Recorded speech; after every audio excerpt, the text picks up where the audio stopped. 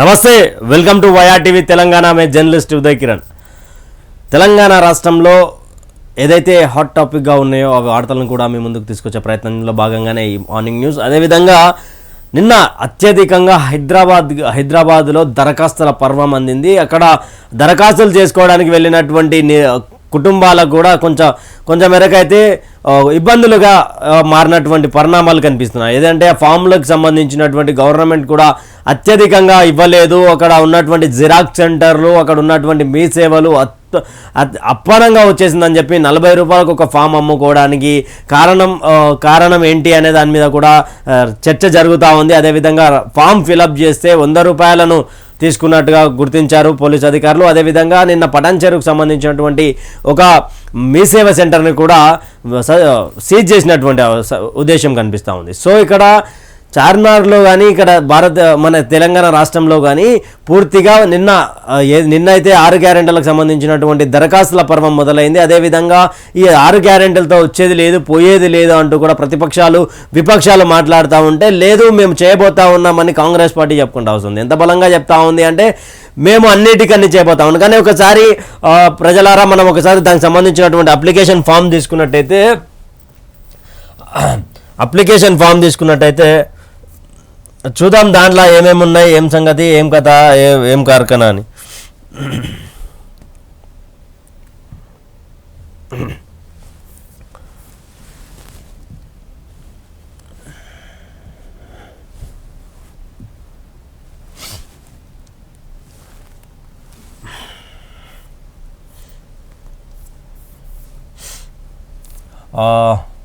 ముందుగా 6 గ్యారెంటీల ఫామ్ కంటే ముందు ఇది ఒకసారి మనం కాంగ్రెస్ పార్టీకి సంబంధించినటువంటి పీడిఎఫ్ చూసుకుందాం.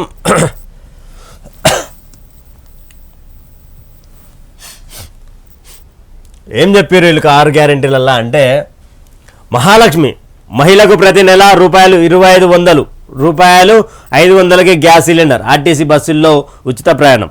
ఆల్రెడీ ఆర్టీసీ బస్సుల్లో ఉచిత ప్రయాణం 6 గ్యారెంటీలో ఒక గ్యారెంటీ అయితే ఇచ్చిర్రు. మరి 2 గ్యారెంటీల సంగతి ఏందో చూడాలి.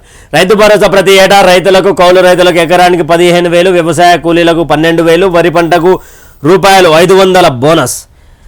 ఇప్పటి వరకు చాలా అందరికీ తెలంగాణ రాష్ట్రంలో ఉన్నటువంటి రైతులందరికీ పంగనామం పెట్టేసింది కాంగ్రెస్ పార్టీ.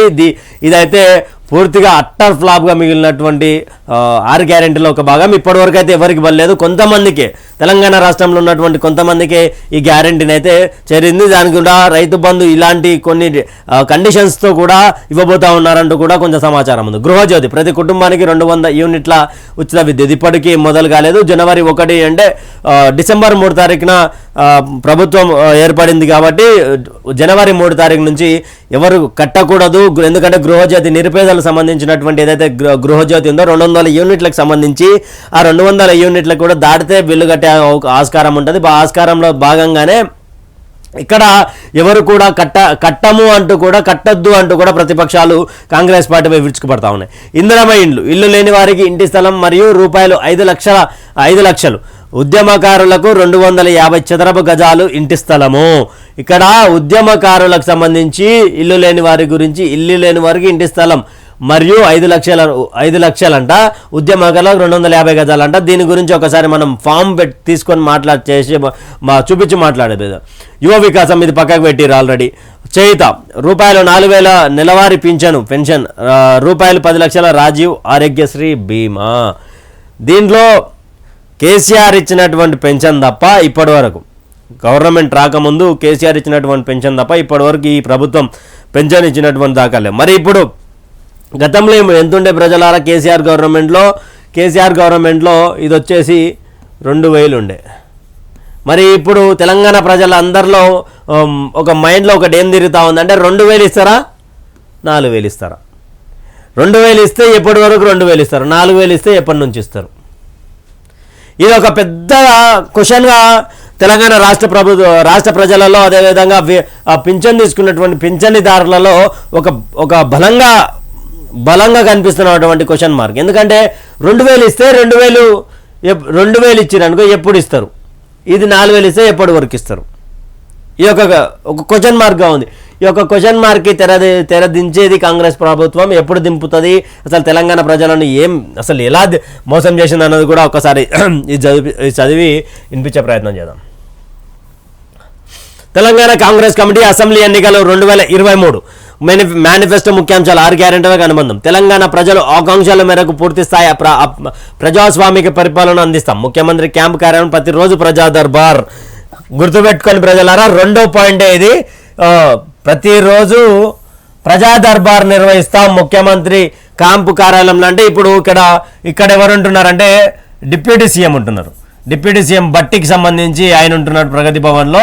ఇక్కడ ఏదైతే ప్రగతి భవన్ ఉందో ఇప్పుడు ప్రజాభవన్గా మారింది, జ్యోతిబాబా పూలే భవన్గా మారింది. ముఖ్యమంత్రి క్యాంప్ కార్యాలయంలో ప్రతిరోజు ప్రజా దర్బార్ నిర్వహిస్తామని చెప్పినటువంటి కాంగ్రెస్ పార్టీ మేనిఫెస్టోలో ఇప్పుడు ఏదైతే ఆయన మంగళవారం శుక్రవారం అని దానికి సంబంధించినటువంటి మంత్రులుగా ఉంటారు, దానికి సంబంధించినటువంటి సంబంధిత అధికారులు ఉంటారు. కానీ అధికారులు తప్ప సంబంధిత మంత్రులు ఎవరు కనిపించలేదు. గతంలో కొన్ని రోజుల కింద పొన్నం ప్రభాకర్ ఆయన ఒకసారి వచ్చి ఇట్లా తలుక్కుమని ఇట్లా వెళ్ళిపోయినటువంటి పరిస్థితి ప్రజాభవన్లో. మరి ఏంది ఈ యొక్క దాంట్లో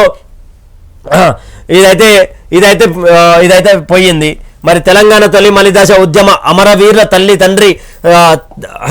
తండ్రి భార్య రూపాయలు 25,000 నెలవారీ గౌరవ పెన్షన్ మరియు వారి కుటుంబంలో ప్రతి ఒక్కరికి ఉద్యోగం ఇస్తాం. ఏం ఉద్యోగం ఇస్తారు? క్లారిటీ ఇవ్వాలి కదా. ఇప్పుడు 6 గ్యారెంటీలకు సంబంధించినటువంటి ఫామ్లోనే అమరవీరుల కుటుంబాలు కానీ తెలంగాణ ఉద్యమంలో మీరు పోరాడి ఉంటే మీ మీద కేసు అయినటువంటి ఫైల్ నెంబర్ ఎంత, ఎన్ని రోజులు శిక్ష అనుభవించారని చెప్పి. అంటే వీళ్ళ దగ్గర గత ప్రభుత్వం పాలన ఖరాబ్ అయినటువంటి పాలన, ఈ ప్రభుత్వం వరకు పాలన వేస్ట్. ఎందుకు అంటున్నా అంటే అమరవీరుల కుటుంబాలకు సంబంధించి 6 గ్యారెంటీలు ఇచ్చినటువంటి ఫామ్ ఏదైతే ఉందో, దరఖాస్తు ఫామ్ ఏదైతే ఉందో, ఆ దరఖాస్తు ఫామ్లో మీరు ఎప్పుడు జైలుకు పోయారు, ఎన్ని రోజులు జైల్లో ఉన్నారు, ఎఫ్ఐఆర్ నెంబర్ ఎంత, కేసు నెంబర్ ఎంత, మీకోసం కొట్లాడిన లాయర్ ఎవరు, తెలంగాణ ఉద్యమంలో మీరు ఏం పాత్ర పోషిస్తుంటే మిమ్మల్ని అరెస్ట్ చేసిరు, ఇవన్నీ కూడా అడుగుతా ఉన్నారు. అంటే అమరవీరుల కుటుంబాలకు సంబంధించి కూడా అడుగుతా ఉన్నారు. ఎప్పుడు చనిపోయాడు, ఎలా చనిపోయాడు, ఎక్కడ చనిపోయాడు, ఇవన్నీ. అంటే తెలంగాణ రాష్ట్రంలో గత రాష్ట్రానికి సిగ్గు లేదు, గత ప్రభుత్వానికి సిగ్గే లేదు. మరి మీకు సిగ్గు లేదా? అమరవీరులు 1300 మంది బలిదానాలు చేసుకుంటే వచ్చినటువంటి స్వరాష్ట్రం తెలంగాణ రా బాబు. అంటే మీ దగ్గర 1300 మందికి సంబంధించినటువంటి లిస్ట్ లేదా? First point. నా సెకండ్ క్వశ్చన్ ఏంటంటే గత ప్రభుత్వం 637 మంది అని చెప్పింది. మరి 637 మందేనా తెలంగాణ కోసం అమరవీరులైంది? ప్రతిపక్షంలో ఉన్నప్పుడు ఆయన ఉద్యమం సమయంలో ఉన్నప్పుడు తెలంగాణ అసెంబ్లీ సాక్షి గత ముఖ్యమంత్రి ఆ కాక చెప్పుకుంటూ వచ్చింది ఏంటంటే 1300 మంది ఆయన చెప్పుకుంటూ వచ్చిండు కదా. తర్వాత ఏమైంది? 637 పోయింది. మరి ఆయన తన అమరవీరులకు సంబంధించినటువంటి లిస్టే లేదు, మీ దగ్గర లేదా? ఎందుకంటే ప్రతిపక్షంలో మీరు 10 సంవత్సరాలు ఉన్నారు కదా, మీ దగ్గర అంటూ లిస్ట్ ఉండాలి కదా. అమరవీరులకు సంబంధించి ఎవరు అమరవీరుడు అనేది నువ్వు 6 గ్యారెంటీల దరఖాస్తు ఫార్ములా ఆడితే ఎంత గలీజ్ ఉంటుంది అది. అంటే మీ దగ్గర 1300 మందికి సంబంధించినటువంటి లిస్ట్ లేదా? అమరవీరుల కుటుంబాలకు 25,000 పింఛన్ ఇస్తా అంటున్నారు. ఆ ఇంటికి సంబంధించి ఒక ప్రభుత్వ ఉద్యోగం ఇస్తాను, మంచిది, చాలా మంచి నిర్ణయం. కానీ వాళ్ళకి సంబంధించినటువంటి ప్రతి ఒక్కరికి 1300 మంది కుటుంబాలకు న్యాయం చేయబోతా ఉన్నారా? న్యాయం చేస్తే ఎలా మీ దగ్గర వాళ్ళకి సంబంధించిన డీటెయిల్స్ ఉంటే దయచేసి బయట పెట్టాలని కూడా కోరుతా ఉన్నాం. ఎందుకంటే 10 సంవత్సరాల కాలం వెళ్ళదీసిన మాజీ ముఖ్యమంత్రి కేసీఆర్ ఏం చెప్పుకుంటా వచ్చిండు? 637 మందే ఉన్నారు అమరవీరులు అన్నాడు. మరి నువ్వేమో 300, 200 అంటేవేమో భయం అవుతుంది తెలంగాణ అమరవీరుల కుటుంబాలకు, తెలంగాణ ప్రజలారా. ఇది ఒక ఎత్తు అయితే తెలంగాణ ఉద్యమకారులపై ఉన్న కేసులను ఎత్తేసి వారికి 250 గజ స్థలాలను కేటాయిస్తాం. దీంట్లో ఉడక అడిగారు. అంటే మనం ఈ రెండు మ్యాచ్ చేసుకొని చూసుకున్నట్టయితే ప్రజలారా, ఈ 2 మ్యాచ్ చేసుకొని చూసుకున్నట్టయితే 6 గ్యారెంటీల దరఖాస్తులు అడిగారు ఏ కేసు అయింది, ఎప్పుడు అయిందని. రైతులకు 2 లక్షల పంట రుణమాఫీ చేస్తాం. వడ్డీ లేని పంట రుణాలు 3 లక్షల వరకు అందజేస్తాం. వ్యవసాయానికి 24 గంటల నిరంతర ఉచిత కరెంటు, అన్ని ప్రధాన పంటలకు సమగ్ర బీమా పథకాన్ని అందిస్తాం. ప్రజాభిప్రాయ సేకరణతో హైకోర్టు ఆదేశానుసారం ఫార్మాసిటీలను రద్దు చేస్తాం.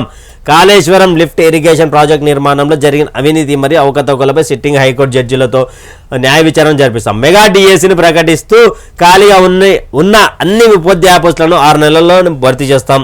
వార్షిక జాబ్ క్యాలెండర్ విడుదల చేసి పారదర్శక నిర్ణీత కాలంలో 2 లక్షల ఖాళీ పోస్టులను భర్తీ చేస్తాం. ప్రతి విద్యార్థులకు ఫ్రీ ఇంటర్నెట్ వైఫై సౌకర్యం కల్పిస్తారు. ఎప్పుడు కల్పిస్తారు? ఈ పాయింట్ కల్పిస్తామన్నారు. ఎప్పుడు కల్పిస్తారు?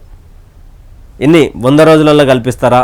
అంటే ఈ 6 గ్యారెంటీలకు సంబంధించి ఇవన్నీ కూడా కొన్ని వార్షిక 6 నెలల సమయం అడిగారు. ఇక్కడ 2 లక్షల ఖాళీ పోస్టులను జరిగిన సంవత్సరం అడిగారు. రాగానే గ్రూప్ 2కి సంబంధించినటువంటి ఎగ్జామ్స్ని పోస్ట్పోన్ చేసిరు. మరి ఎప్పుడు కల్పిస్తారో చూడాలి. విద్యారంగాన్ని బడ్జెట్లో ప్రస్తుతానికి వాటా 6% నుండి 15%. Very good. అన్ని ప్రభుత్వ పాఠశాలలో పనిచేసే మధ్యాహ్న భోజన కార్మికులకు నెలవారీ వేతనాన్ని ₹10,000 పెంచుతాం. ధన్యవాదాలు. మూతపడిన దాదాపు 6,000 పాఠశాలను తిరిగి మెరుగైన సదుపాయాలతో పునఃప్రారంభిస్తాం. ఆయన మోసిండు, మీరు తెలుసా అంటారు, చూడాలి. బాసర IIIT తరహాలో మరో 4 IIITలను ఏర్పాటు చేస్తాం. బాసరనే బాలేదు. కేసీఆర్ గవర్నమెంట్లో బాసరనే బాలేదు. అసంటే 4 చేస్తారంట. చాలా మంచిది, నిరుపేదలకు ఉపయోగపడేదే. కానీ ఎప్పుడు చేస్తారనేది క్వశ్చన్ మార్క్. ఆరోగ్యశ్రీ పథకం పరిమితి 10 లక్షలకు పెంచి మరియు ఈ పథకం మోకాల్ సర్జరీ కూడా వర్తింపజేస్తాం. ఎక్కడ ఏ హాస్పిటల్లో వేస్తారు? ప్రైవేట్ హాస్పిటల్లో వేస్తారా? ప్రైవేట్ హాస్పిటల్లో వేస్తే ఈ హాస్పిటల్ అని పలానా కొన్ని హాస్పిటల్కి పరిమితం చేస్తారా? లేదంటే ప్రభుత్వ ఆసుపత్రులలో అన్ని సౌకర్యాలు కల్పిస్తారా? ఇవి కూడా వెయిట్ చూడాలి. ఎందుకంటే కేసీఆర్ కట్టినటువంటి 100 పడకల ఆసుపత్రి ఏదైతే ఉందో ఆయన్ని వాళ్ళ పార్టీకి సంబంధించినటువంటి ఎమ్మెల్యేలు, సర్పంచులు, వార్డు మెంబర్లు ఓన్ పరిస్థితి. అందుకే మేము అడుగుతా ఉన్నాం. ధరణి పోర్టల్ స్థానంలో భూమాత పోర్టల్ ప్రవేశపెట్టి భూ హక్కులు కోల్పోయిన రైతులందరికీ న్యాయం చేస్తాం. ధన్యవాదాలు. ల్యాండ్ కమిషన్ ఏర్పాటు చేసి అన్ని భూ హక్కుల సమస్యలను పరిష్కరిస్తాం. Very good. భూ సంస్కరణ ద్వారా పేదలకు పంపిణీ చేసిన దాదాపు 25 లక్షల ఎకరాలపై పూర్తి స్థాయి భూ హక్కులను లబ్ధిదారులకు కల్పిస్తాం. 73, 74 రాజ్యాంగ సవరణల ప్రకారం 3 అంచెల స్థానిక సంస్థలను బలోపేతం చేసి విధులు, నిధులు మరియు నిర్వహణ బాధ్యతలను అప్పగిస్తాం. గ్రామ పంచాయతీ వార్డు మెంబర్ల గౌరవ వేతనం ₹1,500 ఇస్తాం. వావ్. అదేవిధంగా మాజీ సర్పంచ్, ఎంపీటీసీ మరియు జెడ్పీటీ సభ్యులకు గౌరవ పెన్షన్ అందిస్తాం. ఎందుకు అయ్యా ఇది? ఇది అనవసరమైన ఖర్చు. ఇది అనవసరమైన. గ్రామ పంచాయతీ వార్డు మెంబర్లకు గౌరవ వేతనం 1,500 ఇస్తారంట. మాజీ సర్పంచ్, ఎంపీటీసీ, జెడ్పీటీసీలకు మాజీ ఎమ్మెల్యేలకు పెన్షన్ ఇచ్చుడే తప్పు. మనం ధనిక రాష్ట్రంలో లేం. ముఖ్యమంత్రి రేవంత్ రెడ్డి గారు అప్పులలో ఉన్నామని చెప్పి శ్వేతాపత్రం విడుదల చేసేదే మీరు. మరి వీళ్ళకెందుకు? వీళ్ళ తన పైసలు లేకనా? ఎంపీటీసీ, జెడ్పీటీసీలు తన పైసలు లేకనే పోటీ చేసిరా? అప్పుడు గెలిచిరా? పోటీ చేయరా? ఇంకా వాళ్ళకి పెన్షన్లు ఎందుకు? అసలు మాజీ ఎమ్మెల్యేలకు పెన్షన్లు ఎందుకు? గత ముఖ్యమంత్రి మొత్తం లేపి కూర్చోబెట్టిండు, శాలరీలు జీతాలు పెంచి. ఇప్పుడు నువ్వు జీతాలు ఇస్తా అంటున్నావు. ఎవరిని మెప్పు పొందడానికి తెలంగాణ రాష్ట్రంలో నిరుద్యోగ వృత్తి అన్నారు. ఏవి చెప్పరే? ప్రభుత్వ ఉద్యోగులకు మరియు పెన్షన్దారులకు పెండింగ్లో ఉన్న డిఏలను తక్షణం చెల్లిస్తాం. ప్రస్తుతంలో ఉన్న సిపిఎస్ విధానాన్ని రద్దు చేసి ఆర్టీసీ సిబ్బందికి 2 PRC బకాయిలను వెంటనే చెల్లిస్తాం. 12,000 ప్రతి ఆటో డ్రైవర్కు సంవత్సరానికి 12,000 కొట్టుకుంటారు, నెత్తలు కొట్టుకుంటారు. 12,000 అంటే పెండింగ్లో ఉన్న అన్ని ట్రాఫిక్ చలనాల్లో 50% రాయితీతో రైట్ ఇది చేసేసారు. బెల్ట్ షాప్లను పూర్తిగా ఇంకెప్పుడు చేస్తారు. ఎస్సీ వర్గీకరణ అనంతరం మాదిగా మాల ఇతర ఎస్సీ ఉపకులాల్లో కొత్తగా 3 ఎస్సీ కార్పొరేషన్లు ఏర్పాటు చేస్తాం. బీసీల కులగణన చేసి జన ప్రతిపాదికన మే వరకు చూడాలి ఎంత బీసీ జన కులగణన జరుగుతుంది. సంచార జాతులకు విద్యా ఉద్యోగ అవకాశాలతో 5% రిజర్వేషన్ కల్పిస్తాం. ప్రతి జిల్లా కేంద్రంలో ప్రొఫెసర్ జయశంకర్ సార్ పేరు మీద బీసీ భవన్ ఏర్పాటు చేస్తాం. జనగాం జిల్లాకు సర్దార్ సర్వాయి పాపన్న గౌడ్ పేరు పెడతాం. అన్ని వెనుకబడిన కులాల వారికి కార్పొరేషన్లు ఏర్పాటు చేసి తగు నిధులను కేటాయిస్తాం.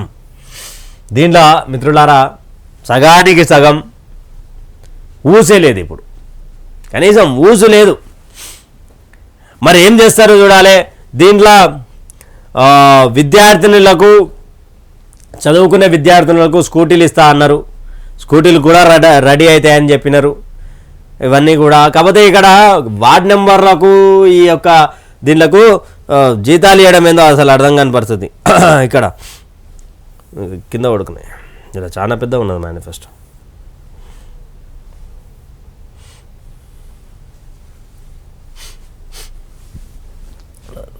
ముందుగా వెలుగు దినపత్రిక తీసుకుందాం, చూద్దాం వెలుగుకు సంబంధించి ఏమిచ్చారో వార్తలు.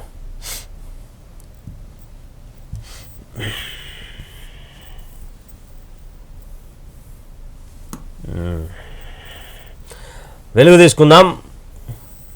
ఫస్ట్ రోజే 7.46 లక్షలు అభయహస్తం గ్యారెంటీలకు భారీగా అప్లికేషన్లు అప్లై చేసుకునేందుకు గ్రామ సభలకు పోటెత్తిన జనం. గ్రామాల్లో 2.87 లక్షలు, పట్టణాల్లో 4.57 లక్షల దరఖాస్తులు. మహాలక్ష్మి, గృహజ్యోతి, ఇందిరమ్మ ఇండ్లకు ఎక్కువ అర్జీలు. అప్లైకి రేషన్ ఆధార్ కార్డు చాలు, రేషన్ కార్డు లేకుండా దరఖాస్తు చేసుకోవచ్చు. క్యాష్ ఇన్కమ్ అక్కర్లేదు, పింఛన్ వస్తున్నోళ్ళు అప్లై చేసుకునే అవసరం లేదు. అప్లికేషన్ ఫారమ్స్ ఫ్రీగా ఇస్తున్నాం, అమ్మితే చర్యలు తప్పనిసరి, సర్కార్ హెచ్చరిక. నిన్న అత్యధికంగా 7,46,7,46,000 ఆర్జీలు వచ్చాయంట 6 గ్యారెంటీలకు సంబంధించి. దాంట్లో ఎక్కువ శాతంగా ఇందిరమ్మ ఇళ్ళకి సంబంధించి, అదేవిధంగా 5 గృహజ్యోతికి సంబంధించి. గృహజ్యోతి అంటే 2,500 మంత్లీ ఇస్తానని చెప్పారు కదా, అది దానికి సంబంధించి. అదేవిధంగా ఇక్కడ 500కే సిలిండర్ అన్న దాని గురించి కూడా ఆర్జీలు ఎక్కువగా వచ్చాయి. గ్రామ స్థాయిలో మాత్రం 2.88 లక్షలు అయితే పట్టణాల్లో ఏకదాటిగా 4,57,000 దరఖాస్తులు వచ్చినాయంట. దానికి సంబంధించి కూడా దాంట్లో ఎక్కువగా ఈ యొక్క ఇందిరమ్మ ఇళ్ళకి సంబంధించి, అదేవిధంగా 500 సిలిండర్ సంబంధించి. చూడాలి మరి ఎన్ని తీసుకుంటున్నారు. ఇప్పటివరకు అయితే బాగుంది, మేము ప్రజాపాలన చేస్తా ఉన్నాం అని చెప్పుకుంటూ వచ్చారు. చూడాలి ఎలా ఉండబోతుంది. కానీ ఇక్కడ ఆధార్ కార్డు, రేషన్ కార్డు అనేది ప్రామాణికం. కాకపోతే దాంట్లో రేషన్ కార్డు లేకపోతే ఆధార్ కార్డుతో కూడా దరఖాస్తు చేసుకోవచ్చు అని అంటున్నారు. కానీ తెల్ల రేషన్ కార్డు ఎప్పుడు ఇవ్వబోతా ఉన్నారు, అప్లికేషన్స్ ఎప్పుడు తీసుకోబోతా ఉన్నారు, ఇది ఫస్ట్ పాయింట్. దాని గురించి ఎవరు నోరు మీద పడలేదు. దాని గురించి సంబంధించినటువంటి దాని గురించి కూడా ఒకసారి మీకు చూపించే ప్రయత్నం చేస్తా.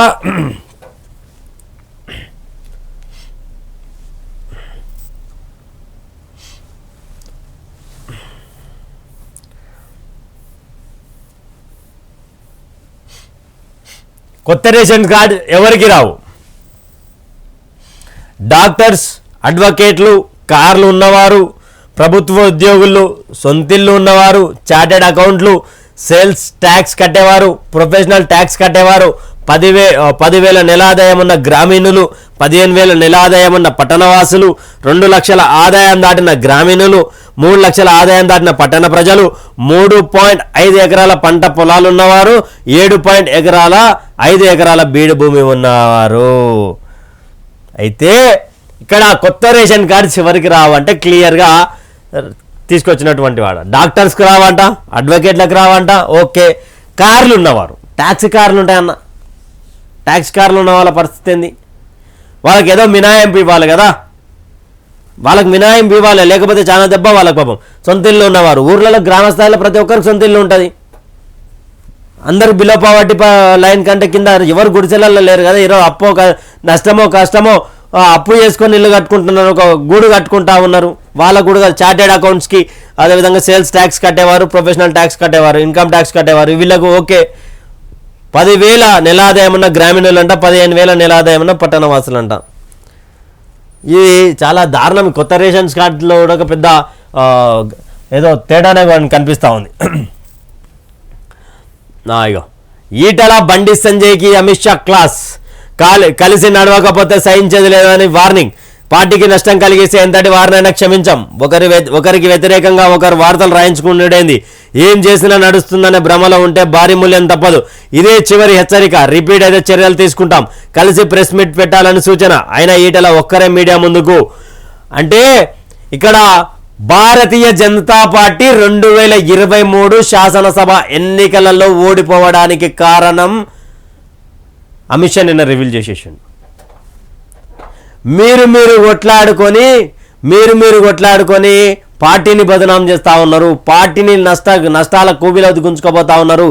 మీరు కలిసి ఉండి ఉంటే ఈరోజు మనము 20 నుంచి 25 సీట్లు వచ్చే అవకాశం ఉండే. నిజానికి కూడా తెలంగాణ రాష్ట్రంలో ఒక 2022-21 సమయంలో ఉన్నటువంటి ఊపు ఏదైతే ఎలక్షన్ కంటే ముందు కర్ణాటక రిజల్ట్ రాకముందు భారతీయ జనతా పార్టీ ఉన్నటువంటి వేవ్ కాంగ్రెస్ పార్టీకి అసలే లేకున్నది. గ్రౌండ్ లెవెల్లో కూడా కాంగ్రెస్ పార్టీకి కార్యకర్తలు ఉన్నా కూడా వేవ్ లేకున్నది. భారతీయ జనతా పార్టీ వైపు ప్రతి గ్రామీణ స్థాయిలో, ప్రతి కింది స్థాయి నుండి, ప్రతి రైతు, ప్రతి ప్రభుత్వ ఉద్యోగి కూడా భారతీయ జనతా పార్టీ కరెక్ట్ అని చెప్పి టీచర్స్ ఎమ్మెల్సీలో కూడా భారతీయ జనతా పార్టీకి అవకాశం ఇచ్చినటువంటి తెలంగాణ రాష్ట్ర ప్రజలు అదే అసెంబ్లీ ఎన్నికలకు వచ్చేసరికి భారతీయ జనతా పార్టీ ఎప్పుడైతే వేవు తప్పుకుంటూ వచ్చి కాంగ్రెస్ ఊపు పెరిగిందో ఇక్కడ వీళ్ళిద్దరి మధ్యలో బీఆర్ఎస్ పార్టీ ఎత్తుకపోతుందేమో అనే ఆలోచన ఉండే. కానీ కాంగ్రెస్ పార్టీ క్లియర్గా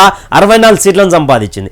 దీనికి భారతీయ జనతా పార్టీ ఈరోజు అధికారంలో లేకపోవడానికి కారణం మీరేనంటూ అమిత్ షా నిన్న కుంగరకలలో జరిగినటువంటి మీటింగ్ ప్రక్రియలో భాగంగా లోక్సభ ఎన్నికలను దృష్టిలో పెట్టుకొని ఆయన వచ్చినటువంటి ప్రక్రియలో ఆయన నిన్న ఇద్దరికి క్లాస్ వీకిండట. క్లాస్ వీక్కి ఇద్దరు కలిసి మీరు ఎంతటోలైనా సరే పార్టీకి అనుగుణంగా లేకపోతే మీ మీద కఠిన చర్యలు ఉంటాయి, కఠిన చర్యలు తీసుకుంటాం, మీరేమైనా చేసుకోండి, కానీ మీరు పార్టీకి నష్టం కలిగించే ఏమన్నా ఆలోచనలు ఉంటే బంద్ చేసుకోరి, ఇద్దరు కలిసి ప్రెస్ మీట్ పెట్టామని అమిత్ షా చెప్తే కూడా బండి సంజయ్ ఈటల ఇద్దరు కలిసి ప్రెస్ మీట్ పెట్టని వైనం. మరి నిజానికి కూడా ఇప్పుడు అమిత్ షా చెప్పినటువంటి మాటలను చూస్తే భారతీయ జనతా పార్టీ మాజీ అధ్యక్షుడిగా ఉన్నటువంటి ప్రజా సంగ్రామ యాత్ర 5 విడతలుగా చేసినటువంటి బండి సంజయ్ని తప్పియడానికి మూల కారణం ఈటల రాజేందరా అనే ప్రశ్నలు ఏమనెత్తుతా ఉన్నారు భారతీయ జనతా పార్టీ కార్యకర్తలు. ఎందుకంటే బండి సంజయ్ మార్పు తర్వాత పూర్తిగా భారతీయ జనతా పార్టీ గ్రాఫ్ మొత్తం మీద డౌన్ అవ్వకుండా వచ్చింది. పోరాటాలు లేవు, ఉద్యమాలు లేవు. భారతీయ జనతా యువమోర్చా ఏదైతే బీజేవైఎం ఉందో అది కూడా సైలెంట్ అయిపోవడం, ఎస్సీ మోర్చా సైలెంట్ అయిపోవడం, దానికి సంబంధించినటువంటి అన్ని మోర్చాలు సైలెంట్ అయిపోవడం.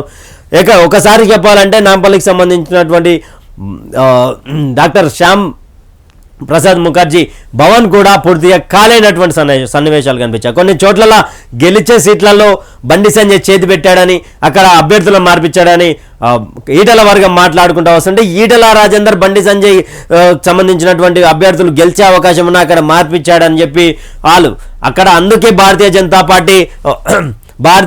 పార్టీ ఓటమికి కారణం మీరిద్దరే, లేకపోతే కఠిన చర్య. కాకపోతే ఇక్కడ భారతీయ జనతా పార్టీ నుండి 2 పెద్ద తలకాయలు కాంగ్రెస్ పార్టీలోకి రాబోతా ఉన్నాయి అంటూ కూడా ముఖ్యమంత్రికి సంబంధించినటువంటి వాళ్ళే సమాచారం ఇవ్వడంతో భారతీయ జనతా పార్టీలో ఎవరు అంటూ క్వశ్చన్ మార్గం మిగిలిన రోజు కొండా విశ్వేశ్వర్ రెడ్డి, అదేవిధంగా ఈటల రాజేందర్ ఈ ఇద్దరు కూడా పార్టీ మారబోతా ఉన్నారు అంటూ కూడా ఊహాగానాలు వస్తూ ఉన్నాయి. ఎంతవరకు నిజాలు అని తెలుసుకునే ప్రయత్నంలో సమాచారం కూడా అందని పరిస్థితి ఉంది. కానీ ఈటల రాజేందర్ నిక్కచ్చిగా నేను పార్టీ మారటం లేదు అని కూడా ఆయన చెప్తా ఉన్నారు. కొండా విశ్వేశ్వరరెడ్డి కూడా కాంగ్రెస్ పార్టీపై విరుచుకుపడుతున్నటువంటి సన్నివేశాలు కనిపిస్తాయి. చూడాలి నిజానికి కూడా మారే అవకాశం ఉందా లేకపోతే ఎలా రాష్ట్రంలోని బీజేపీ ముఖ్య నేతల మధ్య కొంతకాలంగా సాగుతున్న కోల్డ్ వార్పై కేంద్ర హోంమంత్రి అమిత్ షా సీరియస్ అయ్యారు. ఇప్పటి నుంచైనా కలిసి ముందుకు సాగాలి, లేకపోతే సహించేది లేని ఈటల రాజేందర్ బండి సంజయ్కు ఆయన వార్నింగ్ ఇచ్చినట్లు తెలిసింది. పార్టీకి నష్టం కలిగించే చర్యలకు పాల్పడితే ఎంతటి వారినైనా క్షమించేది లేదని, ఇదే చివరి వార్నింగ్ అని రిపీట్ కానే వద్దని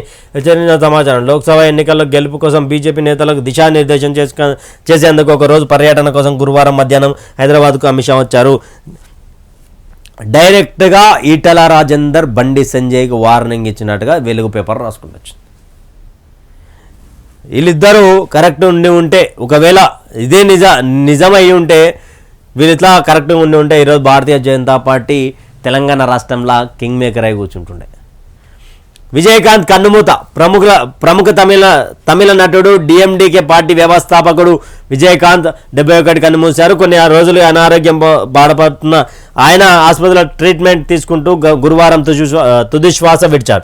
విజయకాంత్ దాదాపు 158 సినిమాలో నటించారు. 1991 వచ్చిన block buster movie captain Prabhakaran పేరుతో కెప్టెన్ పాపులర్ అయ్యారు. గత కొంతకాలంగా ఆయనకు ఆరోగ్యం బాగాలేదు. దాంట్లోనే JN1 కోవిడ్ కూడా అటాక్ కావడం. శ్రీ చైతన్య కాలేజీలో విద్యార్థిని ఆత్మహత్య. హైదరాబాద్లోని శ్రీ చైతన్య కాలేజీలో ఇంటర్ ఫస్ట్ ఇయర్ విద్యార్థిని ఆత్మహత్య చేసుకుని డీన్ ఒత్తిడి కారణంగానే చనిపోయిందని కాలేజీ ఎదుట విద్యార్థి సంఘాలు ఆందోళన దిగాయి. నిన్న ఈ యొక్క విద్యార్థిని మృతి పట్ల చాలామంది ఏమన్నారంటే తల్లిదండ్రులను చూడలేక వాళ్ళకు దూరంగా ఉండలేక ఆమె ఆత్మహత్య చేసుకుంది అని కొన్ని వార్తలు రాసుకుంటూ వస్తున్నాయి. ఇక్కడ మాత్రం డిఎన్ ఒత్తిడి తట్టుకోలేక అమ్మాయి సూసైడ్ చేసుకున్నారు. కానీ శ్రీ చైతన్య నారాయణ మీద చర్యలు ఉండబోతా ఉన్నాయా? శ్రీ చైతన్య నారాయణ మరిన్ని కాలేజీలు ఏవైతే ఉన్నాయో ఆ కాలేజీలలో కూడా ఇలాంటి సంఘటనలు బాగా జరుగుతూ ఉంటాయి.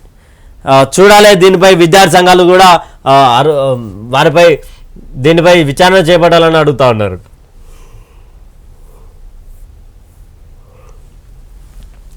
భూ కబ్జాదారుల టెన్షన్. సర్కార్ ఎంక్వైరీతో బీఆర్ఎస్ నేతలకు దడ. అక్రమాలకు సహకరించిన అధికారుల్లోనూ భయం. రాష్ట్ర వ్యాప్తంగా రూపాయలు 8 లక్షల కోట్లు విలువైన ప్రభుత్వ భూములు కబ్జా అయినట్టు అంచనా. జీవో 59 కింద రెగ్యులరైజ్ చేసుకున్న భూములపైన ప్రభుత్వం దృష్టి. ప్రభుత్వ భూములు కాజేసిన అక్రమణదారుల్లో టెన్షన్ మొదలైంది. 8 లక్షల కోట్ల పైగా భూములు కాజేసిరంటూ కూడా వెలుగు పేపర్ రాసుకుంటూ వచ్చింది. మరి వాళ్ళ మీద విచారణ ఎప్పుడు జరగబోతా ఉంది? బీఆర్ఎస్ నేతలు అని పకడ్బందీగా రాసుకుంటూ వస్తున్నారు కదా, బీఆర్ఎస్ నేతల గుబ్బులు అని రాసుకుంటూ వస్తున్నారు కదా. ఎస్, ఎప్పుడు మీరు బీఆర్ఎస్ నేతలను తీసుకుపోయి లోపలేకపోతా ఉన్నారు? నిజానికి మీకు అంతా నిజాయితీ ఉంటే, నిజానికి మీకు అంతా నిఖర్చిగా పరిపాలన చేయాలి, ప్రజా పరిపాలన చేయాలి, వాళ్ళు ఎవరి దగ్గర గుంజుకురో వాళ్ళకే తమ భూమిని ఇవ్వాలి అని అనుకుంటే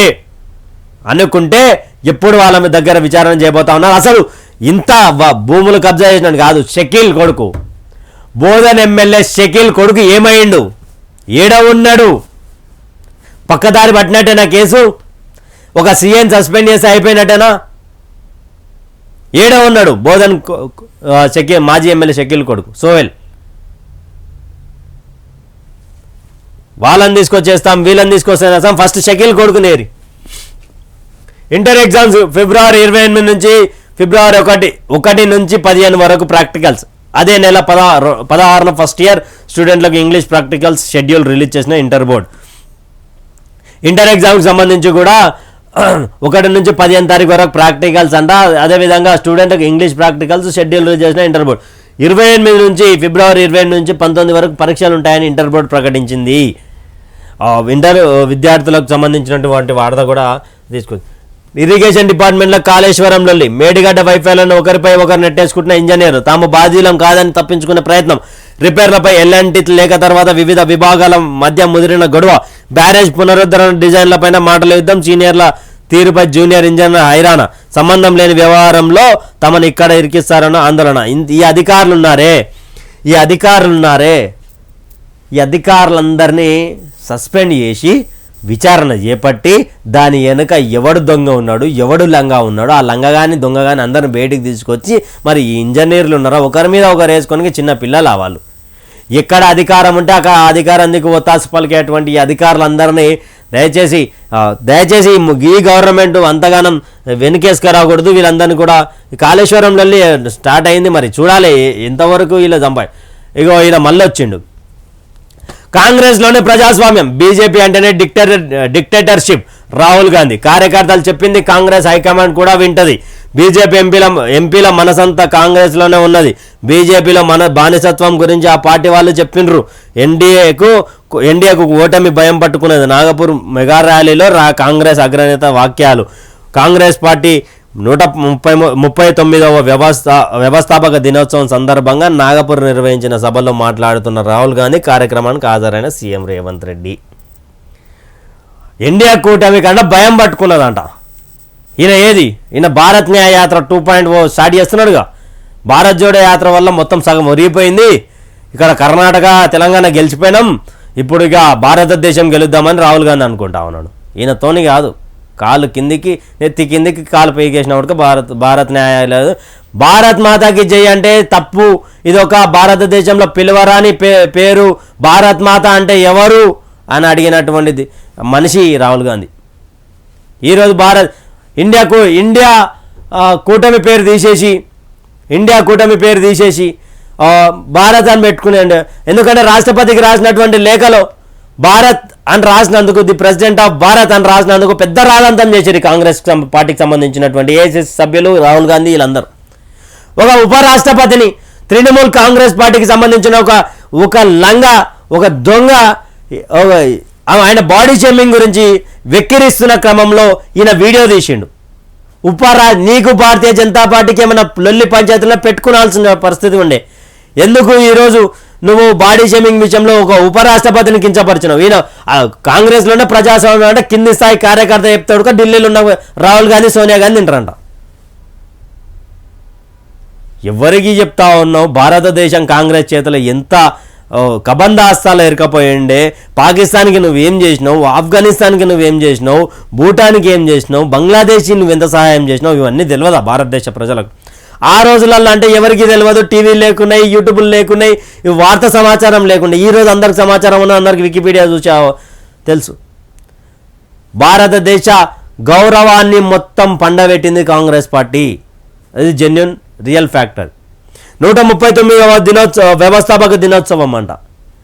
139 సంవత్సరాలలో దాదాపు 60 సంవత్సరాలు మీరే ఉన్నారు కదా, ఏం చేశారు భారతదేశానికి? Below poverty line. ఇక్కడ ఇంకో దాంట్లో అంటాడు, అంబానీ ఆదాయాలను పెంచి పోషించడానికే ఎన్డీఏ ఉన్నది అంటాడు. అంబానీ ఆదానీలను పెంచి పోషించినది ఎవరు? రాహుల్ గాంధీ. నిజం జెన్యున్గా చెప్పు. మీ నాయన రాజీవ్ గాంధీ కాదా? మీ నాయనమ్మ ఇందిరాగాంధీ కాదా? వాళ్ళని దగ్గరికే రానియలేరా? అంబానీ వాళ్ళ నాయనను ఇంట్లో కూర్చోబెట్టుకొని తినిపించుకొని వాళ్ళకు ఫండింగ్ ఇవ్వలేదా? ఈయన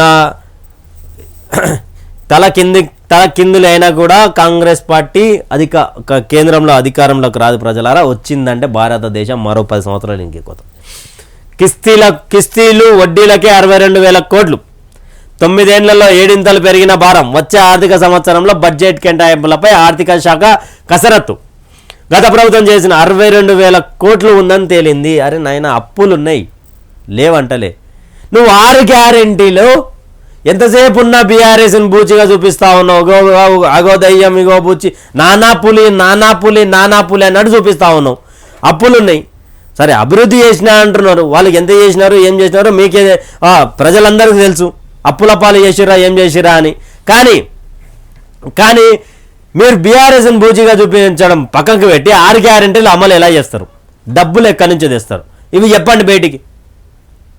ఆయన 62,000 కోట్ల స్కామ్ చేసిన అంటారు, వడ్డీలకే సరిపోతాయి అంటారు కదా. మరి కట్టండి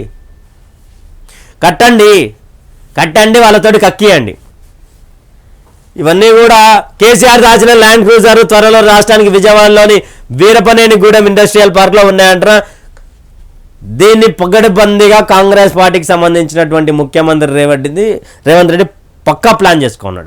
ఏం చేసుకున్నాడు అంటే, నేను కొత్త కార్లు కొనను, నాకు అవసరం లేదు. ఎందుకంటే ఆల్రెడీ కేసీఆర్ కాక ఆయన కోసం కొనిపెట్టిండు కాబట్టి తెలుసు. ఆల్రెడీ ఈయనకు తెలుసు, అధికారులు ఇన్ఫర్మేషన్ ఇచ్చారు. సార్ ఇట్లా 22 కార్లు కొన్నాడు, మూడోసారి అధికారంలోకి వస్తాని. ఆ అధికారంలోకి వచ్చినటువంటి ఏదైతే ఉందో ఆ 22 ల్యాండ్ క్రూజర్లు మెల్లగా తీయండి, అది వచ్చినాక మనం తెప్పించుకోం, ఎందుకంటే ప్రభుత్వ ఆస్తి కాబట్టి తెప్పించుకోండి. కానీ అదే మీకు సొంత కార్లు అవసరం లేదు కదా, పైసలు రిటర్న్ ఇచ్చేసి ఒక్కొక్క కార్ వచ్చేసి 4 కోట్లు, 22 కార్లు. ఆ 22 కార్లకు సంబంధించినటువంటి పైసలు తీసుకొచ్చి ప్రభుత్వం ఆదాయం లేదు కాబట్టి ఆదాయం కింద మలుచుకోవాలని కూడా కోరుతా ఉన్నాం. అదే తర్వాత దిశ డైనమిక్స్ సంబంధించినటువంటి పేపర్ తీసుకుంటే, ఇక మళ్ళీ ఇదొక పెద్దగా రాదు. తెలంగాణ నేతలపై అమిత్ షా సీరియస్. పార్టీకి నష్టం కలిగించే పనులు చేయొద్దని వార్నింగ్. అలా చేస్తే ఉపేక్షించబోమంటున్నా హెచ్చరిక. బీజేపీ రాష్ట్ర నేతలపై కేంద్ర మంత్రి అమిత్ షా సీరియస్ అయ్యారు. పార్టీ నేతలకు గొడవలు పెట్టుకోవడం ద్వారా ప్రత్యర్థి పార్టీలకు అవకాశం ఇచ్చినట్టు అవుతుందన్నారు. పార్టీకి నష్టం కలిగించేలా ఎవరు వ్యవహరించొద్దని, అలా చేస్తే ఎంతటి వారైనా ఉపేక్షించబోమని హెచ్చరించారు. 10 సీట్లు ఖాయం, 30% ఓట్లతో గెలుస్తాం. ఇక ప్రజాపాలన ఇగో 7,46,414 అప్లికేషన్లు. రూరల్ ప్రాంతాల్లో 2,88,711, అర్బన్ ఏరియాల్లో 4,57,703. ప్రారంభోత్సవానికి హాజరైన మంత్రులు. జిహెచ్ఎంసీలో కంట్రోల్ రూమ్ ఏర్పాటు. తెల్లవారుజాము నుంచే సెంటర్ల క్యూ. రేషన్ కార్డులకు పెద్ద ఎత్తున రిక్వెస్ట్లు. ఇది దీనికి సంబంధించి అనుమానాల నివృత్తి తప్పనిసరి, అప్పుడే కౌలు రైతులకు గుర్తింపు ఈజీ, వారి చేతిలోనే 25 లక్షల ఎకరాలు, నీతి ఆయోగ్ ప్రకారమే 14%, ఏపీలో క్రాప్ కల్టివేషన్ రైట్ యాక్ట్, దుర్దింబరం మార్గం భూమి అధికృత సాగుదారు చట్టం 2012, అనుమానాల నివృత్తి తప్పనిసరి అంట, ఎందుకంటే కౌలు రైతుకు సంబంధించి వాళ్ళు పబ్లిసిటీకి ప్రజాధనమా, యాడ్ల పేరుతో బీఆర్ఎస్ నిధులు దుబారా, ఢిల్లీ, ముంబై, నాందేడ్లో హోర్డింగ్స్, త్వరలో ఐఎన్పిఆర్ డిపార్ట్మెంట్పై సీఎం రివ్యూ, 10 ఏళ్లలో చేసిన ఖర్చుపై ఆరా, బీఆర్ఎస్ ప్రభుత్వ హయాంలో జరిగిన ప్రకటనల ఖర్చుపై సీఎం రేవంత్ రెడ్డి ఫోకస్ పెట్టారు, త్వరలో ఐఎన్పిఆర్ శాఖ అధికారులతో రివ్యూ చేసి ఖర్చుపై ఆరా తీయనున్నట్టు తెలుస్తుంది. బీఆర్ఎస్ ప్రభుత్వం పబ్లిసిటీ కోసం సుమారు రూపాయలు 7.5 వేల కోట్ల వరకు ఖర్చు చేసినట్టు సెక్రటరియట్ వర్గాలు టాక్కొట్టారు. 2023-24 బడ్జెట్లో ఐఎన్పిఆర్స్ కోసం 1000 కోట్లు కేటాయించారు. వీటితోనే దశాబ్ది వేడుకల టైంలో దేశవ్యాప్తంగా పబ్లిసిటీ చేసినట్టు తెలుస్తున్నది. ప్రకటనలు నేరుగా ఐఎన్పిఆర్ డిపార్ట్మెంట్ నుంచి కాకుండా థర్డ్ పార్టీ ఏజెన్సీ ద్వారా ఈయన చెయ్యని దందా లేదు, చెయ్యని ఆయన మళ్ళీ ఈయన మహారాష్ట్ర పోయి నూకేస్తా పీకేస్తా అని మాట్లాడిండు. ఆయన మొత్తం 1000 కోట్లు బ్యానర్లకు దానికి ఐఎన్పిఆర్ సంబంధించిన అడ్వర్టైజ్మెంట్లకే వాడినట్టు. నేడు మేడిగడ్డకు మంత్రులు, కాళేశ్వరంపై పవర్ పాయింట్ ప్రజెంటేషన్, నేడు పలువురు మంత్రులు మేడిగడ్డకు రానున్నారు. కాళేశ్వరం ప్రాజెక్టులోని లోపాల గురించి పవర్ పాయింట్ ప్రజెంటేషన్ ద్వారా ప్రజలకు వివరించనున్నారు. దిశ కాటారావు. ల్యాండ్ క్రూజర్ కార్లు ట్రేస్, విజయవాడలో గుర్తించిన ఇంటెలిజెన్స్ టీం, మాజీ సీఎం కేసీఆర్ కాన్వాయ్ కోసం అంటే మూడోసారి దానికోసం 22 కాన్వాయ్లకి 100 రోజులు కష్టపడితే కేంద్రంలోనూ కాంగ్రెసే, మోడీ మెడిసిన్కు ఎక్స్పైరీ, నాగపూర్ సభలో రేవంత్ రెడ్డి. ఏం కేసీఆర్ని తిట్టిన అనుకున్నావా? కేసీఆర్ని తిట్టి అధికారంలోకి వచ్చినట్టు అనుకుంటున్నావా? ముఖ్యమంత్రి రేవంత్ రెడ్డి గారు ఆడున్నది నరేంద్రుడు. భారతదేశానికి మరోసారి 2024 ఎన్నికల నుండి 2028 వరకు ఆయన తర్వాత కూడా భారతీయ జనతా పార్టీ. మీతోన కాదు, మీ కూటమి ఎవరు, మీ ప్రధానమంత్రి ఎవరు చెప్పారు? ప్రధాన అభ్యర్థి ఎవరు చెప్పారు? తృణమూల్ కాంగ్రెస్ పార్టీయా, ద్రవిడ మున్నెట్ర గజగం డిఎంకే పార్టీకి సంబంధించిన వాళ్ళ, ఇక్కడ రేపో మాపో ఇండియా కూటమిలో జాయిన్ అయ్యే మీ బీఆర్ఎస్ పార్టీ, మీ దోస్తు బీఆర్ఎస్ పార్టీ కేసీఆరా, లేకపోతే అక్కడ కాంగ్రెస్ పార్టీ మీరే అధికారంలో ఉన్నారు కాబట్టి జేడీఎస్ ఎన్డీఏతో కలిసింది, ఆడ మీదే. ఇంకా ఏడా అఖిలేష్ యాదవ్ పార్టీకి సంబంధించా, లేకపోతే బీఎస్పీ మీతో ఏమైనా గెలవనుందా? చెప్పురు, అది ఎవరో చెప్పాల్సింది. భారతదేశానికి మరో ప్రధాని నరేంద్ర మోడీ అని ఎవరో కాదు, నేనే అంటున్నా. మీ దాంట్లో ప్రధాని ఎవరు? ఎప్పుడు వీళ్ళు 100 రోజులు కష్టపడితే వస్తుందంట. బీఆర్ఎస్ సెల్ఫ్ గోల్, సింగరేణిలో ఎదురుదెబ్బ, ఎన్నికల్లో టీబీజీకేఎస్ ఓటమి, ప్రశ్నార్థకంగా యూనియన్. సింగరేణి ఎన్నికల్లో పోటీ చేసిన బీఆర్ఎస్ అనుబంధ కార్మిక సంఘం ఒక్క డివిజన్లో విజయం సాధించలేకపోయింది. కార్మిక సంఘంగా కనీసం గుర్తింపుకు చాటలేక చతికిల పడింది. ఈ ఘోర పరాజయంతో గులాబీ నేతల్లో మరింత నైరాశ్యం నెలకొన్నది. అయిపోయింది టీజీబీకేఎస్ పరిస్థితి అయిపోయింది అని మనము సింగరేణి ఎన్నికలు రాబోతా ఉన్నాయన్న తరుణంలోనే చెప్పుకున్నాము. ఎందుకు చెప్పుకున్నామంటే టీజీబీకేఎస్ పని అయిపోయింది, వాళ్ళ పని అయిపోయింది కాబట్టే వాయిదాలు అన్నిటికీ అన్ని వేసుకొని కోర్టును ఆశ్రయించి వాళ్ళు వాయిదాలు వేయించుకున్నటువంటి తరుణం కనిపించింది. అయిపోయింది టీజీబీ, మేము వాడ గెలిచి మేమే రాజులం మేమే మంత్రులం అన్నటువంటి ఎమ్మెల్సీ కవితక్క మరి ఏడుకోయిందో ఈరోజు. ఇవి దిశా పేపర్ సంబంధించి ఆదాబ్ హైదరాబాద్ తీసుకుందాం. ఆదాబ్ హైదరాబాద్ సంబంధించి ఆజ్కీ బాత్. గత ప్రభుత్వ పాలనలో మూగపోయిన వారెందరో కవులు, కళాకారులు, మేధావులు, ఉద్యమకారులు వీళ్ళ జాడ లేకుండా చేసింది. కవుల కాలంలో సిర ఆరిపోయింది. కళాకారులకు పాట రాక గొంతు మోగబోతే ఆట రాక కాళ్ళు తడబడింది. మేధావులు ఆలోచన లేక మెదడు మొద్దవారింది. తెలంగాణ కోసం ప్రాణమిచ్చిన అమరవీరుల త్యాగానికి ఫలితం లేకపాయే. నిజాయితీ గల అధికారిని నిలవక అవినీతికి అమ్ముడు పోయే సమాజాన్ని నిద్రలేపే పేపర్ పేమెంట్కు లొంగిపోయింది. మరి ఎవరి కోసం వచ్చింది తెలంగాణ? ఎవరి కోసం వచ్చింది తెలంగాణ? ఎస్, శేఖర్ అన్న హ్యాట్స్ ఆఫ్. ఎందుకంటే గత ప్రభుత్వ పాలనలో గడీల బానిసలుగా ఉన్నది ఎవరు? కళాకారులు. గడీల బాంచన్ దొర అనుకుంటే తిరిగింది ఎవరు? కళాకారులు, కవులు అంటూ కూడా శేఖర్ ఆజ్కీ బాత్కి సంబంధించిన శేఖర్ అన్న రాసుకుంటూ వచ్చిండు. నిజానికి ప్రశ్నించేటోడే లేకుండే. ఆ రోజు ప్రభుత్వాన్ని విమర్శించినటువంటి ప్రభుత్వానికి విపక్షంగా పనిచేసినటువంటి మా వైఆర్టీవీ రంజిత్ అన్న ఈరోజు అదే కాంగ్రెస్ పార్టీ ప్రభుత్వాన్ని విమర్శిస్తూ ఉంటే అమ్ముడుపోయారా అనే ఒక ప్రశ్నని లేవనెత్తున్నారు. ఆయన ఆల్రెడీ భగవద్గీత మీద ప్రమాణం చేసి చెప్పిండు, నేను ఎవరికి అమ్ముడుపోలేదు, నేను ఆనాడు విపక్షమే ఈనాడు విపక్షమని. కానీ వీళ్ళను బయట ట్రోల్ చేస్తున్నటువంటి చెత్తనా కొడుకులు కొంతమంది ఉంటారు. దయచేసి వైఆర్టీవీ ఎవరికి అమ్ముడుపోదు. వైఆర్టీవీ అనేది నిక్కర్చిగా నిజాయితీగా పనిచేసేటువంటి ఛానల్, ప్రజా సమస్యలపై పోరాడేటువంటి ఛానల్. గొడవలొద్దు, మీ విభేదాలతో పార్టీకి నష్టం చేశారు. 30 సీట్లు వస్తాయనుకుంటే 8తో సరిపెట్టారు. పార్లమెంట్ ఎన్నికల్లో అయినా కలిసి పనిచేయండి. ఎంపీ ఎన్నికల్లో అనుసరించాల్సిన వ్యూహంపై చర్చ. 2019లో 17 సీట్లలో 4 స్థానాలను గెలుచుకున్న బీజేపీ 2024లో 10 స్థానాలు గెలుచుకోవాలన్న పట్టుదలతో ముందుకి పార్టీ శ్రేణులకు అమిత్ షా క్లాస్. మేడిగడ్డకు మంత్రులు. హెలికాప్టర్లో మేడిగడ్డకు బయలుదేరిన మంత్రులు. కాళేశ్వరం ప్రాజెక్టుపై పవర్ పాయింట్ ప్రజెంటేషన్ పాల్గొన్న అన్ని సంస్థల హాజరయ్యేలా ఆదేశాలు. 1.20 మీటర్ల లోతుకు కుంగిన 20వ పిల్లర్ రాఫ్ట్ ఫౌండేషన్ పరీక్షిస్తేనే స్పష్టత. ఇసుక తొలగింపు పర్మిషన్ కోసం మహారాష్ట్ర సర్కారుకు లేక ఓకే చెప్తే బ్యారేజ్ కుంగుబాటుపై పూర్తిస్థాయి ఎంక్వైరీ. మేడిగడ్డ పునరుద్ధరణపై ఈరోజు మంత్రులందరూ కూడా మేడిగడ్డను పరిశీలించనున్నారు. అక్కడ ఏదైతే రాఫ్ట్ ఫౌండేషన్ పరీక్షిస్తేనే స్పష్టత వస్తుందంట. మహారాష్ట్రకు సంబంధించినటువంటి సర్కారు కూడా లేఖ రాసిరు. ఎలా స్పందిస్తారో అక్కడ స్పందిస్తే మాత్రం తొందరగానే ఎంక్వైరీ. మోదీ అనే ఔషధానికి గడువు తీరిపోయింది. ఢిల్లీలో కాంగ్రెస్ జెండా ఎగరడం ఖాయం. జోడో యాత్ర కారణంగానే కర్ణాటకలో తెలంగాణలో గెలిచాం. భారత్ న్యాయ యాత్ర తర్వాత మోదీ ఇంజన్ ఆగిపోతుంది. నాగపూర్ కాంగ్రెస్ సభలో తెలంగాణ సీఎం రేవంత్ రెడ్డి. ఏ విధంగా గెలుస్తామనుకుంటున్నారు ఒక్కసారి అన్న? సరే, మా తెలంగాణ రాష్ట్రానికి ప్రథమ పౌరుడు మీరు, ఏ విధంగా గెలుద్దాం అనుకుంటున్నారు? కర్ణాటక గెలిచిరు, కాంగ్రెస్ గెలిచిరు, రైట్. 2 భారతీయ జనతా పార్టీ చేతులు ఉన్నటువంటి అధికారిక ప్రభుత్వాలు కాదు కదా. ఏ విధంగా గెలుస్తా అనుకున్నారు? సరే, భారతీయ జనతా పార్టీ తానున్నాయి గుంజుకున్నాము అంటే అది కర్ణాటకలో గుంజుకున్నారు, రైట్. మీరు గొప్పలు సాధించరు, భారత్ జోడో యాత్ర ఫలించింది అనుకుందాం.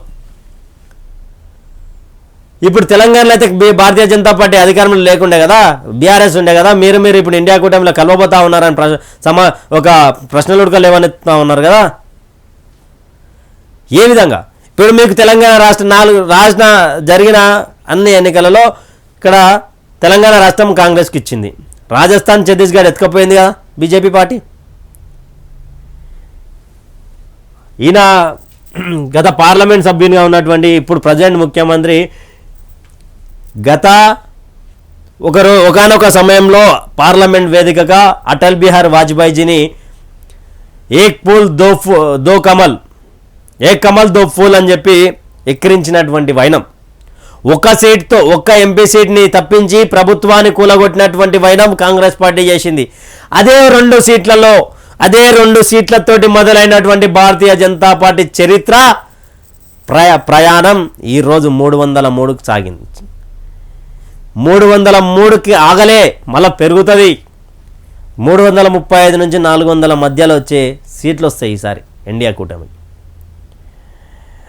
ఆ రోజు ఏక్ కమల్ దో ఫూల్ అని ఎక్కిరించిన వాళ్ళు ఈరోజు అధికారానికి దూరంగా ఉన్నారు. నరేంద్రను చూస్తే భయపడతా ఉన్నారు, రైట్. భారతదేశానికి నరేంద్ర మోడీ లేకపోయి ఉంటే, కాంగ్రెస్ పార్టీ చేతులుంటే ఆల్రెడీ ఇదంతా పాకిస్తాన్కి సగం చొరబాటు అయిపోతుండే. కాశ్మీర్ నుంచి చేసినట్టు మిగతా రాష్ట్రాలను కూడా ఇచ్చేస్తుండే, పక్కనున్న పంజాబ్ నుంచి చేస్తుండే, దానికి ఆనుకొని ఉన్నటువంటి ఏరియాలో మొత్తం కాంగ్రెస్ పార్టీ అప్పనంగా అమ్మేస్తుండే. ఈరోజు పాకిస్తాన్ ఈరోజు అప్పుల కూపిలో ఉంది, అడక్కదిన స్థాయిలో ఉంది అంటే ఈరోజు కాంగ్రెస్ పార్టీ అధికారంలో ఉంటే 10 సంవత్సరాలు వాళ్ళకు దర్జాగా కాలుమే కాలేసుకొని బతికే కాలం వస్తుండే.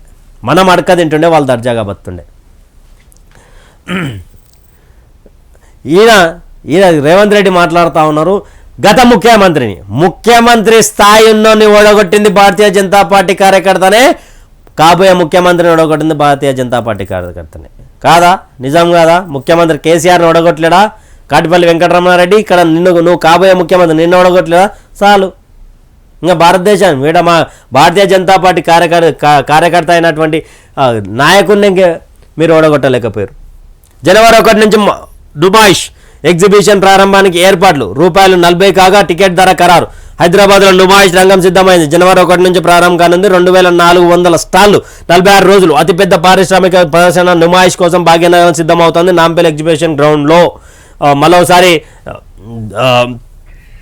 నుమాయిష్ స్టార్ట్ అవుతుందంట. 46 రోజుల పాటు నుమాయిష్ జరగనుంది నాంపల్లి ఎగ్జిబిషన్ గ్రౌండ్. భారత మాజీ నేవీ అధికారులకు ఊరట, మరణశిక్షను తగ్గించిన ఖతార్ కోర్ట్. గూఢచార్య ఆరోపణలపై ఖతర్లో మరణశిక్ష ఎదుర్కొన్న 8 మంది భారత నౌకాదళం మాజీ అధికారులకు ఊరట కలిగింది. మరణశిక్ష జైలు శిక్షగా మారుస్తూ న్యాయస్థానం తీరు. ఎవరైతే రాయబారులు ఉంటారో, గూఢచార్యంగా వేరే దేశాలకు వెళ్ళి పనిచేస్తూ ఉంటారో వాళ్ళకు సంబంధించినటువంటి కేసులో పట్టుబడిన తర్వాత మరణశిక్షగా విధించిన నుంచి తర్వాత జైలు శిక్షగా మార్చారంట.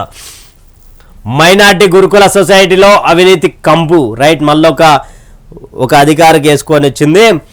సొసైటీలో అవినీతి కంపు. పోస్టుకో రేటు, వస్తువుకి ఇంత కమిషన్, ఇంతర వెల్ఫేర్లో లేని కొత్త రకం పోస్టులు, అంగట్ల జైళ్ళ పరకాల్లో అమ్మబడిన అవుట్సోర్సింగ్ ఉద్యోగాలు, హెడ్ ఆఫీస్లో 80% స్టాఫ్ అవుట్సోర్సింగ్ వాళ్ళే, వీళ్ళని కాదని ఒక ఫైల్ కూడా ముందుకు వెళ్ళని పరిస్థితి. అది ఆడిటింగే ఓ పెద్ద బోగస్ వ్యవహారంగా మారిన వైనం. అవుట్సోర్సింగ్ ఉద్యోగి లతీఫే ఆఫీసెడ్, ఆయనకు వత్తాసు పలికిన కార్యదర్శి షఫీవుల్లా, అప్పటి డైరెక్టర్ ఏకే ఖాన్. బీఆర్ఎస్ సర్కార్లో పూర్తిగా పట్టుబడిన మైనార్టీ గురుకుల వ్యవస్థ కొత్త సర్కార్ నజరు పెడితే అసలు లీలలు బయటకు వచ్చే ఛాన్స్. రోజుకొక కథనంతో, రోజుకొక అవినీతి కథనంతో నిన్నటి వరకు నవీన్ మిట్టల్ భరతం పట్టినటువంటి ఆదాబ్ హైదరాబాద్ ఇప్పుడు ఏకే ఖాన్ షఫీవుల్లాకి సంబంధించినటువంటి దాని మీద అవుట్సోర్సింగ్ జాబులు అమ్ముకున్నారు అని కూడా రాసుకుంటూ వచ్చింది. మరి రేపు మాపో ఈల పనుడికి అయిపోయే అవకాశం ఉంది. మహిళా కళాశాలలో మాయాని మచ్చ. నల్గొండ మహిళా డిగ్రీ కళాశాలలో వెలుగు చూసిన మరో భారీ అవినీతి. ఇది కూడా సోకాల్డ్ ఐఏఎస్ అధికారి నవీన్ మిట్టల్ హయాంలోనే. అవినీతి ఘటనలో 8 మందిపై అప్పట్లో కేసు నమోదు. కేవలం A6గా ఉన్న ఉద్యోగిని మాత్రమే తొలగించిన నవీన్ మిట్టల్. మిగతా 7 మంది పరిస్థితి ఏమిటి? వారితో ఆయనకున్న లాలూచి ఏమిటి? శివ అంటూ చెవులు పట్టుకున్న సామాజికవేత్తలు. నల్గొండ మహిళా డిగ్రీ కళాశాల వెలుగు చూసిన మరో భారీ ఇది కూడా నవీన్ మిట్టల్ చేసిందంట. ఒక్కరినే 8 మందిపై అప్పట్లో కేసు నమోదు అయితే A6గా ఉన్న ఉద్యోగిని మాత్రమే తొలగించి 7 మందిని సంకర పెట్టుకున్నాడంట. శివ అంటూ కూడా వాళ్ళు చెవులు మూసుకునేటువంటి పరిస్థితి అంట. వాళ్ళ మధ్యలో ఈయనకు లాలూచి ఏందన్నట్టుగా ప్రశ్నిస్తుంది ఆదాబ్ హైదరాబాద్. తమిళ సినీ రంగంలో విషాదం. విజయకాంత్కి సంబంధించినటువంటి వార్త తీసుకుంది. ఇవి ఇక్కడ ఉన్నటువంటి వార్తాపత్రికలు. అదేవిధంగా ప్రజా వెలుగు దినపత్రికలో ఎవరైనా నికార్సైన జర్నలిజాన్ని చేయడానికి వార్తలను నిక్కచ్చిగా రాసేవాళ్ళు దయచేసి మా ప్రజా వెలుగు పేపర్లో అనుభవం ఉన్న వారికి ప్రాధాన్యత అంటూ కూడా ఒక అడ్వర్టైజ్ ఇస్తూ ఉన్నాం. దయచేసి ఎవరికైనా ఇంట్రెస్ట్ ఉంటే 9908572666కి కాల్ చేసి మీరు జాయిన్ కావాల్సిందిగా, ఒకసారి కాల్ చేయాల్సిందిగా కోరుకుంటున్నాం. తెలంగాణలో ప్రజాపాలన సందడి. 6 గ్యారెంటీల కోసం దరఖాస్తుల స్వీకరణ. మంత్రులు ఎమ్మెల్యేల ఆధ్వర్యంలో కార్యక్రమంలో తమది దొరల ప్రభుత్వం కాదని డిప్యూటీ సీఎం బట్టి. మీ విభేదాలతో పార్టీకి నష్టం చేశారు. 30 సీట్లు వస్తాయని కూడా 8తో సరిపెట్టారు. పార్లమెంట్ ఎన్నికల్లో ఆయన కలిసి పనిచేయని ఇక్కడ కలిసి పనిచేసే ఉద్దేశాలు అయితే ఎవరైతే నాయకులు ఉన్నారో ఆ ఇద్దరికి కూడా కనిపించట్లేదు. ఆర్టీసీ సిబ్బందిపై దాడి సరికాదు. దేశంలో పెరుగుతున్న ఇక్కడ నిన్న నేను చెప్పిన వైఆర్టీవీ తెలంగాణ మార్నింగ్ న్యూస్లో చెప్పినట్టుగా ఈ అక్క ఉంది కదా ప్రజలారా, ఈ అక్క నేను చెయ్యను బాబోయ్, కండక్టర్ ఉద్యోగం వద్దు, నేను ఇంట్లో కూర్చుంటా, నేను ఈ టార్చర్ భరించలేను అంటూ కూడా మహిళా ప్యాసింజర్లే మహిళను దూషిపోషించినటువంటి సంఘటన అది. జనవరి 1 నుంచి నుమాయిష్ ఎగ్జిబిషన్ ప్రాంగణంలో ఏర్పాట్లు. దరఖాస్తులను సొమ్ము చేసుకున్న దళారీలు. ప్రభుత్వం ఉచితంగా అందిస్తున్న అభయాస్తం ఫామ్స్ ₹50కి విక్రయిస్తున్న దళారులు. నేటి నుంచి ప్రారంభమైన ప్రజాపాలన అభయాస్తం దరఖాస్తుల స్వీకరణ. అభయాస్తాన్ని క్యాచ్ చేసుకునే ప్రయత్నం చేస్తున్న దళారులు. ఒక్కో దరఖాస్తు ఫామ్కు 50 నుంచి 100 వరకు విక్రయం. దీని మీద కాంగ్రెస్ పార్టీ అంటేనే దళారులు బతికేటువంటి ప్రభుత్వము. దయచేసి ఇప్పుడైనా కట్టడి చేయండి. కట్టడి చేయకపోతే చాలా నిరుపేదలకు సంబంధించినటువంటి ప్రజలు చాలా ఇబ్బంది పడే అవకాశం ఉంది. కాలయాపన చేసేందుకు ప్రజాపాలన దరఖాస్తుల స్వీకరణ. పార్లమెంట్ ఎన్నికల వరకు కాలయాపన చేసేందుకు రాష్ట్ర ప్రభుత్వం ప్రజాపాలన పేరిట దరఖాస్తు స్వీకరిస్తుందని మాజీ స్పీకర్ బాన్సువాడ ఎమ్మెల్యే పోచారం శ్రీనివాసరెడ్డి విమర్శించారు.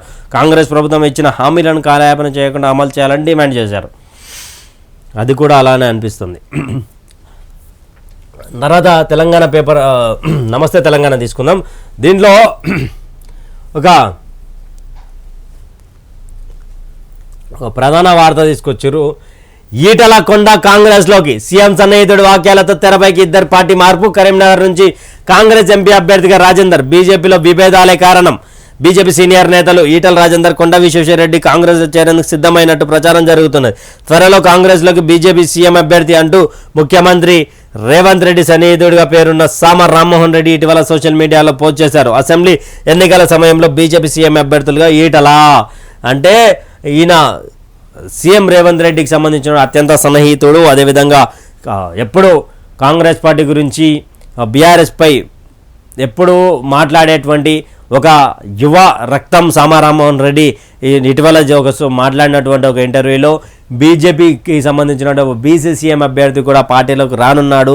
వస్తే కనుక కరీంనగర్ ఎంపీ సీట్ ఇచ్చే అవకాశం ఉంది. ఎందుకంటే హుజురాబాద్కు సంబంధించినటువంటి ఆ పార్లమెంట్ కాబట్టి. ఇది ఇక్కడ అన్ని దాంట్లో సేమ్ ఉన్నాయి. ఇదొకటి, అమ్మ నాన్న అరణ్య రోదన. ఒక హైదరాబాద్లోనే 460కి పైగా వృద్ధాశ్రమాలు, పండుటాకులను వృద్ధాశ్రమంలో వదిలేసిన బిడ్డలు. కుటుంబ బంధాలపై సిలబస్ బాల్యం నుంచే నేర్పాలి. ప్రభుత్వాలకు నిపుణుల సలహాలు. చిన్నప్పుడే అమ్మ ఆలన, ముసలిదైతే ముతక. చిన్నప్పుడే నాన్న భరోసా, వయసు అయిపోతే భారం. ఎంత ఘోరం ఇది. వృద్ధులైతే అమ్మ నాన్ననే వద్దనే దారుణం. కళ్ళు మూయక ముందే కాటికి పంపే కాఠిన్యం. ఏమీ లోకం ఇది. నడక నేర్పిన నాన్నను నట్టింట్లో చీకొట్టిన పాపం. గోరు ముద్ద తినిపించిన అమ్మను గెంటేసిన లోకం. దారి ఎటువైపు వృద్ధాశ్రమాల వైపు పండుటాకులు అడుగులు. భావ బంధాలను తెంచుకోలేక ఆగని కన్నీళ్ళు. ఇక్కడ నమస్తే తెలంగాణ వృద్ధాశ్రమాలు 460 పైగా హైదరాబాద్లో వచ్చాయంటున్నాను. నిజానికి చాలా బాధాకరమైన విషయం. ఈ యొక్క నాకేం గర్వం ఉందంటే, నేను ఎందుకు గర్వంగా ఫీల్ అవుతానంటే, నేను ఒక మిడిల్ క్లాస్ ఫ్యామిలీకి సంబంధించినటువంటి వాడిని. నాకు బంధాలు తెలుసు, అమ్మ నాన్న ఆప్యాయతలు తెలుసు. ఎప్పుడైతే వృద్ధాశ్రమాలకు వెళ్ళండి అన్నలారా, తెలంగాణ ప్రజలారా, ఆ వృద్ధాశ్రమానికి వెళ్ళినప్పుడు కేవలం అక్కడ ఎవరి తల్లిదండ్రులు ఉంటారయ్యా అంటే బాగా డబ్బు ఉన్నటువంటి వారి తల్లిదండ్రులే ఉంటారు. వాళ్ళ బిజినెస్ టైంకి సరిపోక, ఇక్కడ కోడలికి అత్తకు పడక, చిన్నప్పుడు నడక నేర్పిన నాన్ననే నట్టేట తన్నినటువంటి కొడుకులు కూడా బిజినెస్ మ్యాగ్నెట్లు, డబ్బున్న వాళ్ళ ఇళ్ళనే కనిపిస్తారు. నిరుపేద కుటుంబాల్లో ఇలాంటి ఆలోచనలు ఉండవు. ఇలాంటి ఎట్లా అంటే ఏమనాలి అంటే ముడ్డుకేసి అంటారు గ్రామ పంచాయతీలలో, ఊర్లలో. ఏమిరా మీ నాయనను వృద్ధాశ్రమంలో దింపొచ్చినావంట, అంత చిన్నప్పటి నుంచి కష్టపడి నీకు అంత సంపాదించి పెడితే కొడుకా నువ్వు అంతగానం పలిచిందారా నీ కానీ నడ్డి మీద అంటారు. ఇది ఎక్కువ శాతంగా హై క్లాస్ ఫీలింగ్ ఉండి బెంజు బిఎండబ్ల్యూలలో తిరిగేటోళ్ళు ఉంటారా, వాళ్ళకే చెందుతుంది ఇటువంటివి. నిరుపేదలు, మిడిల్ క్లాస్కి సంబంధించినటువంటి వాళ్ళు ఒక పూట అన్నం తినైనా సరే తల్లిదండ్రులను ఒక సగం ముద్ద పెట్టుకుని ఉంటారు. దీంట్లో ఉడుకుంటారు అందరు, దాంట్లో ఉడుకు అందరు అట్లే ఉన్నారు అనుకోం. కానీ సగం మంది దీంట్లో ఉంటే సగం మంది దాంట్లో ఉంటారు. సిగ్గుండాలి తల్లిదండ్రులను వృద్ధాశ్రమంలో వేయడం. ఎందుకురా నీచమైన బతుకు.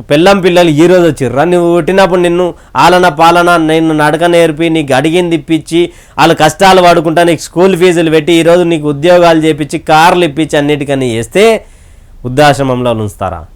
ఇంత సిగ్గులేని ఎట్లా బతారా సిగ్గు లేకుండా? అరే నువ్వు ఈరోజు నీ తల్లిదండ్రులను వృద్ధాశ్రమంలోనే కూర్చోబెట్టినావు, ఉంచుతున్నావు. నెలకు మేము 10 రూపాయల ఇది ఒక సినిమా ఉంటుంది ధర్మ సినిమాలో, అమ్మా నాన్న ఓ నిమ్మకాయ అని అట్లా ఆడాలి. గవర్నమెంట్ ఉడక వృద్ధాశ్రమంలో పెట్టిన వాళ్ళని జాడిస్తానాలి. వాళ్ళకి సంబంధించినటువంటి ఏమైనా ఉచితాలు కానీ ఏమైనా ఉంటే కానీ అవి కట్ చేసి పడేయాలి. తల్లిదండ్రిని చూసుకొని నీవు పెద్దగా అయినాక నీ పిల్లలు ఉడక నాయనమ్మ తాతతో ఆడుకోలేని పరిస్థితుల్లో వాళ్ళకేం అర్థమవుతుంది? పెద్ద ముసలిగా అయితే వాళ్ళని వృద్ధాశ్రమంలో వీళ్ళకంటే ఒక ఇల్లు ఉంటుంది, ముసలోళ్ళకు వాళ్ళు వేయాలనే అర్థమవుతుంది పిల్లలకు. అంటే సమాజానికి భావి భారతానికి ఏం సమాచారం ఇస్తూ ఉన్నారు మీరు? వృద్ధాశ్రమాలు పెంచి వృద్ధాశ్రమంలో పైసలు కట్టి ఉంచడానికి. నీ పిల్లలు కూడా నిన్న అదేస్తే ఈరోజు నీ తల్లిదండ్రులకు వచ్చిన గతి నీకే వస్తుంది కదా, చెత్తనా కొడుకులారా. ఇది కానీ చిన్నగా ఉన్నప్పటి నుండి పిల్లలకు తల్లిదండ్రుల బాధ చెప్పుకోండి, అప్పులు చెప్పండి.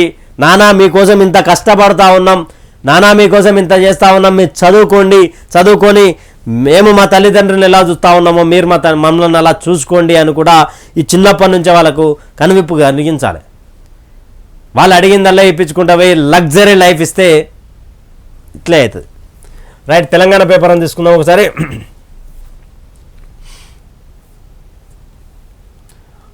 అప్లికేషన్లో డ్రామా, అప్లికేషన్ 6 గ్యారెంటీల కోసమా ఆగం చేయడానికి అభయహస్తం భస్మాసురహస్తం కాబోతా ఉందా?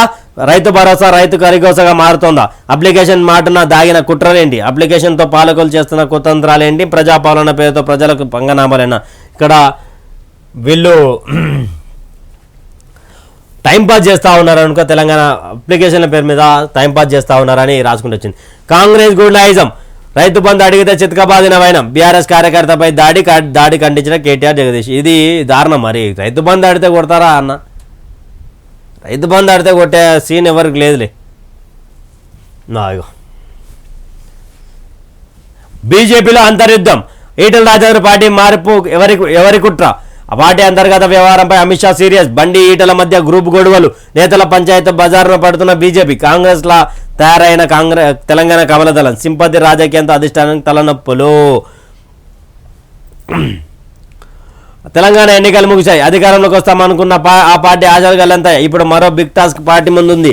మరో 4 నెలల్లో సార్వత్రిక ఎన్నికలు జరుగుతున్నాయి. రాష్ట్రం నుంచి అత్యధిక ఎంపీ స్థానాలు గెలుచుకోవాలని టార్గెట్గా పెట్టుకుంది. కానీ అదే అసెంబ్లీ ఎన్నికల నాటి గొడవలు, అదే అంతర్యుద్ధం. ఎలాగైతే కష్టమని పార్టీ అధిష్టానం వార్నింగ్లు ఇస్తున్నా తీరు మారని నేతలతో కొత్త తలనొప్పులు మొదలయ్యాయి. ఇది తెలంగాణ బీజేపీ దుస్థితి. రీసెంట్గా ఈటల రాజేందర్ పార్టీ మార్పుపై ప్రచారంతో ఒక్కసారిగా బీజేపీలో ఏం జరుగుతున్న చర్చ మొదలైంది. నిజంగానే ఈటల కాంగ్రెస్లో చేరుతున్నారా, లేక ప్రత్యర్థి వర్గం చేయిస్తున్న దుష్ప్రచారమా, లేదంటే కావాలని ఈటల లీకులు ఇస్తున్నారా? అసలు తెలంగాణ బీజేపీలో ఏం జరుగుతుంది? ఇంతకుముందు ఏనాడు ఎలాంటి గొడవలు ఉన్నా కానీ 4 గోడల మధ్య మాట్లాడుకునేటువంటి భారతీయ జనతా పార్టీ ఈరోజు కాంగ్రెస్ కంటే దారుణంగా అయిపోయిందని తెలంగాణ పేపర్ రాసుకొచ్చింది.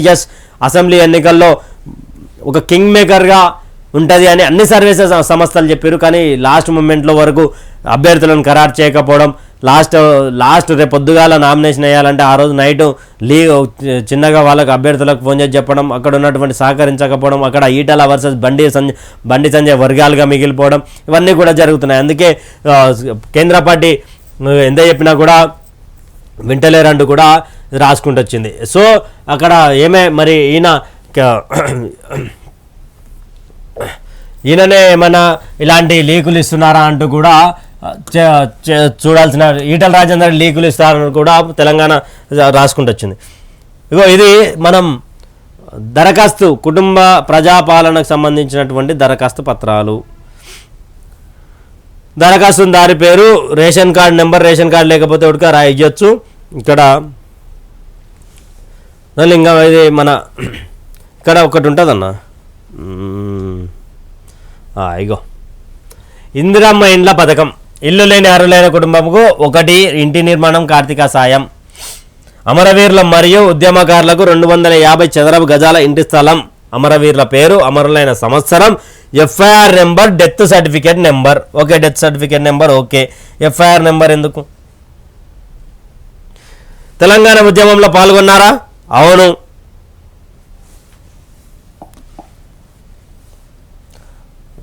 అవును.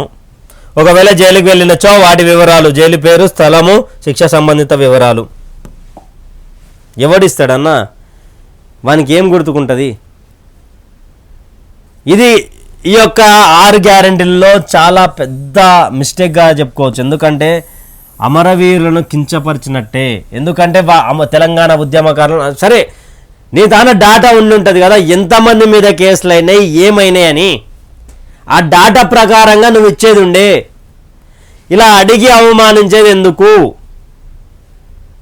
ఆ సమయాల్లో ఎవరో ఒకరు పోతారు, రాసుకుంటారు, ఇస్తావా? నీ తాన లిస్ట్ ఉంటే చెక్ చేసుకోలే కదా ఇచ్చేది. నీ తాన ఇన్ని కేసులు అయినామని పగడ్బందీగా ప్రతిపక్షంలో ఉన్నప్పుడు మాట్లాడారు కదా కాంగ్రెస్ పార్టీకి సంబంధించిన వాళ్ళు. మరి ఈరోజు ఎందుకు ఈ అమరవీరుల కుటుంబాలకు సంబంధించి అడుగుతూ ఉన్నారు?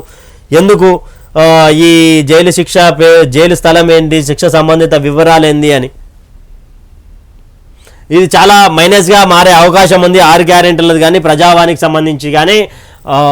ఇవి ఈరోజు ఉన్నటువంటి ప్రధాన అంశాలు. ముఖ్యంగా కాంగ్రెస్ పార్టీ భారత్ న్యాయ యాత్ర 2.1 కూడా మోడీ గవర్నమెంట్ ఇంజన్ అయిపోతా ఉంది. ఇక్కడ మేము జోడో యాత్రతో 2 రాష్ట్రాల్లో అధికారంలోకి వచ్చినాము, ఇప్పుడు భారతదేశంలో కేంద్రంలో రాబోతా ఉన్నామని సాక్షాత్తు మన తెలంగాణ ముఖ్యమంత్రి రేవంత్ రెడ్డి 139వ ఆవిర్భావ సభలో మాట్లాడినటువంటి విషయాలు, అదేవిధంగా 6 గ్యారెంటీలకు సంబంధించి అక్కడ అమరవీరులకు సంబంధించిన దాని మీద కొంతమంది ఉద్యమకారులు అయితే మాట్లాడుతున్నటువంటి వైనం. ఇవి చూస్తూనే ఉండండి వైఆర్ టీవీ తెలంగాణ. మరి సబ్స్క్రైబ్ చేసుకొని వాళ్ళు సబ్స్క్రైబ్ తప్పకుండా చేసుకుంటారని కోరుకుంటాం.